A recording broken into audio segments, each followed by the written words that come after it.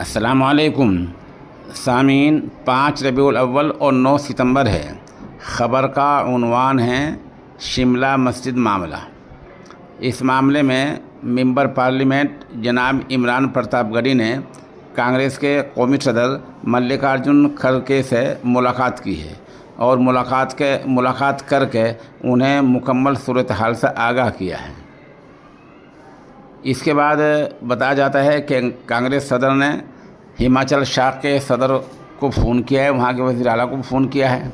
ظاہر سی بات ہے، بڑا آدمی جب کوئی فون کرتا ہے تو اس کا مطلب یہ نہیں ہوتا کہ یہ کر دو وہ کر دو، بلکہ اس کا مطلب یہی ہوتا ہے کہ قانون کے دائرے میں رہ کر سارے کام کرو، جس سے بات بھی بن جائے اور کسی کا نقصان بھی نہ ہو پائے۔ بہرحال عمران پرتاپ گڑھی صاحب نے یہ ایک بڑا کام کیا ہے کہ شملہ مسجد معاملے کو لے کر کانگریس صدر سے ملاقات کی ہے اور انہیں مکمل صورتحال سے آگاہ کیا ہے۔